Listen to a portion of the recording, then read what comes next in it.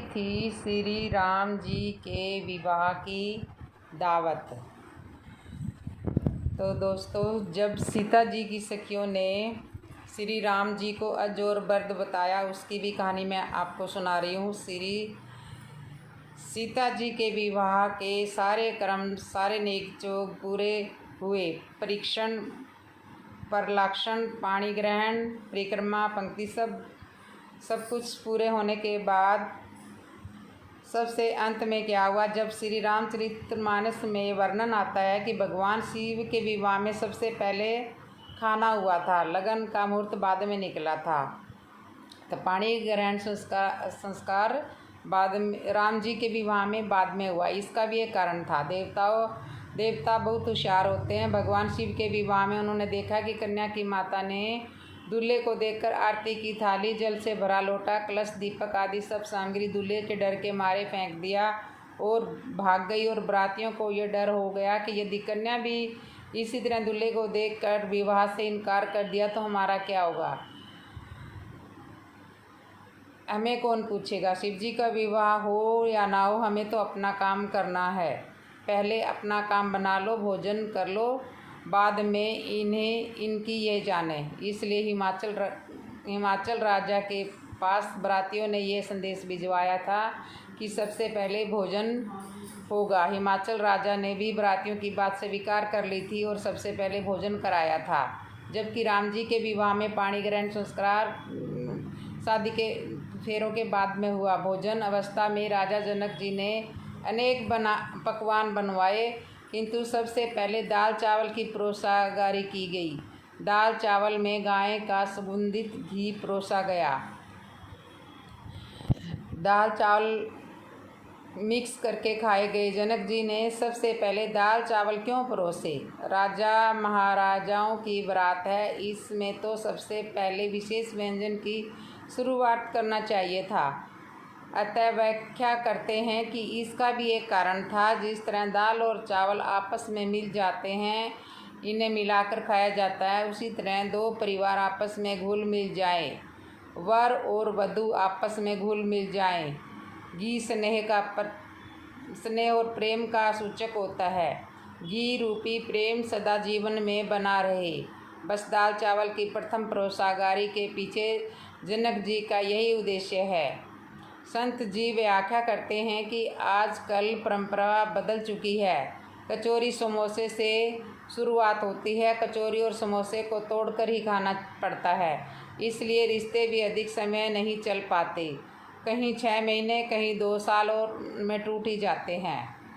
तुलसीदास जी महाराज का भाव भी यही है कि रामचरितमानस में जिस तरह श्री राम जी श्री सीता जी के विवाह का वर्णन किया गया है, उसी तरह हिंदू समाज को उन परंपराओं का पालन करना चाहिए। आगे वर्णन आता है कि जब महाराज दशरथ जी बारातियों के साथ भोजन कर रहे थे, तभी जनकपुर की स्त्रियां नाम ले लेके गाली गा रही थी, गाली दे रही थी, हंसी मजाक कर रही थी।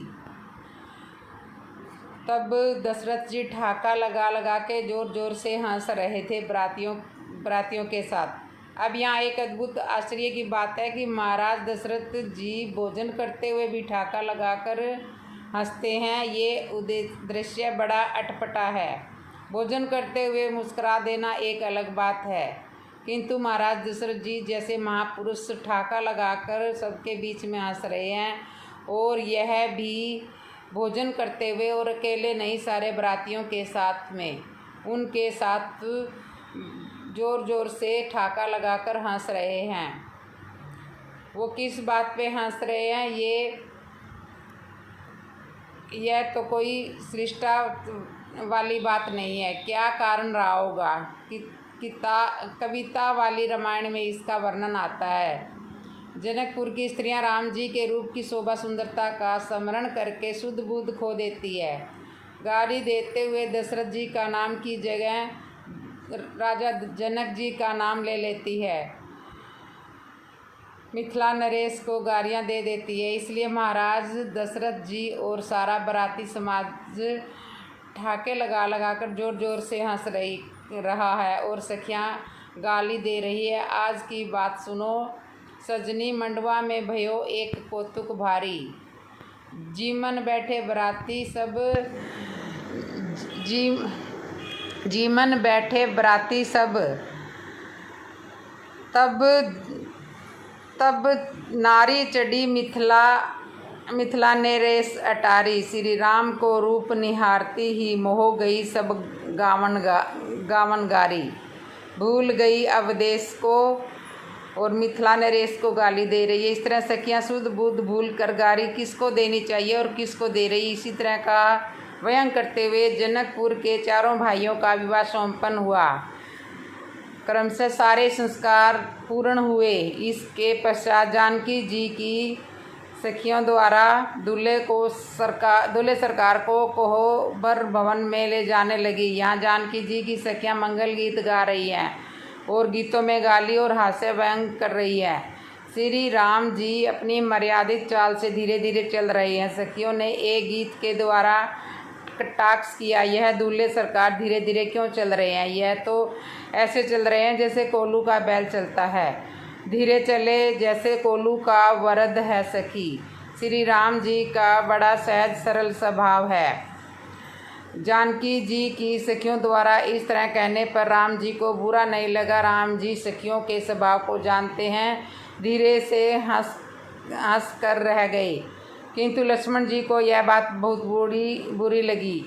लक्ष्मण जी के हाव भाव से पता चल रहा था कि जब तक दूसरी सखी तुरंत पहली वाली सखी को डांटते हुए बोली, कैसी बात करती हो, दूल्हे की उपमा बरद से क्यों दे रही हो? यह कोई ज्ञान की बात है।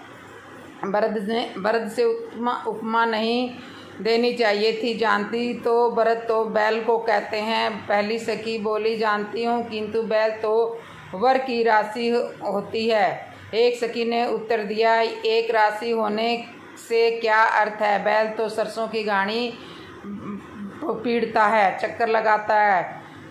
घानी पेलने में वर से उसकी क्या समानता है? उस सखी ने उत्तर दिया, समानता है। यह भी पानी घानी पेलने का काम करते हैं। बैल सरसों की घानी पेलता है और यह जीवों के कर्मों की घानी पेलते हैं। 84 लाख योनियों के चक्कर लगवाते हैं। यह वही है, फिरत सदा माया कर फेरा। सखियों में वार्तालाप होता है, किंतु लक्ष्मण जी श्री राम जी पर नाराज होते हुए बोले, क्या भैया आप गाली खा रहे हो और हमें भी गालियां खिलवा रहे हो?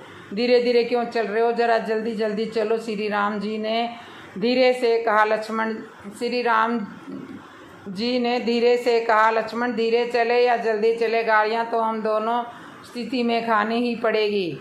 लक्ष्मण जी ने कहा, नहीं आप जल्दी जल्दी चलो। अब राम जी जल्दी जल्दी चलने लगे। सखियाँ तो हास्य व्यंग करना ही था। गीत के बोल फिर शुरू हो गए। ये दूल्हा लंबे लंबे डिंग क्यों भर रहा है, जैसे बंधन से छूटे अज भागे हैं सखी। ऐसे लग रहा है जैसे बंधन से छूटने पर अज भाग रहा हो। एक सखी बोली, इन्हें अज की उपमा क्यों दे रही हो? जानती हो अज तो बकरे को कहते हैं। उस सखी ने उत्तर दिया, जानती हूँ, अज केवल बकरे को ही नहीं कहते, ये भी अज हैं, इन्हें भी अज ही कहते हैं। तुम्हें मालूम नहीं है, अजमा को ही अज कहते हैं और ये वही हैं। यह पंक्ति के वश में है, तभी कौशल्या माता की गोद में आए हैं। ये भक्ति के वश में है, तभी माता कौशल्या की गोद में आए हैं। इन्हें भी अज कहते हैं। श्री राम जी ने लक्ष्मण जी से कहा, देख लिया, धीरे चलने पर बरद से तुलना कर रही थी और जल्दी चलने पर अज से तुलना कर रही है। इनसे जीतना बहुत मुश्किल है। आखिर यह श्री जानकी जी की सखी है। लक्ष्मण जी ने कहा, एक काम करो भैया, खड़े रह जाओ, देखते हैं अब क्या कहेगी। श्री राम जी एक स्थान पर खड़े रह गए। सखियों ने फिर से गाना चालू कर दिया। अब कैसे लागे दूल्हा, जैसे देखो आड़े हैं सखी, जैसे श्रवण नील मणि खंबा गाड़े हैं सखी। सखियाँ कहती है, देखो दूल्हा कैसे खड़ा है, जैसे श्रवण नील मणि का खंभा गड़ा हो। एक सखी ने कहा, अरे खंभे से तुलना क्यों कर रही हो दूल्हे की? यह खंभा तो जड़ है और दूल्हा तो चैतन्य है, खंभे से दूल्हे की तुलना कैसी? एक सखी ने कहा, समानता है, खंभा तो केवल जड़ है और यह जड़ और चैतन्य दोनों है। खंभे में भी यही है, जड़ में भी यही है और चैतन्य में भी यही है, ये दोनों यही है। इस तरह हास्य गीत और वार्ता के चलते हुए श्री जानकी जी की सखियाँ चारों भाइयों को कोहबर महवन में ले आई और जानकी जी की सखियों ने कहा, देखो आप लोग अभिमान मत करो, यह जनकपुर की जानकी जी की नगरी है, यहाँ किसी का अभिमान नहीं ठहरता, इसलिए अभिमान मत करना। लक्ष्मण जी से रहा नहीं गया, तुरंत बोल उठे, क्यों नहीं करेंगे अभिमान? हम अभिमान करेंगे। तुम्हें मालूम नहीं हमारे भैया श्री राम ने धनुष तोड़ा है और वह भी यहाँ कई देश विदेश के राजाओं आए हुए थे, कोई धनुष को हिला भी नहीं पाया और हमारे भैया श्री राम ने धनुष तोड़ा है, इसका अभिमान तो हम करेंगे। सखियों ने कहा, किसने कहा राम जी ने धनुष तोड़ा है?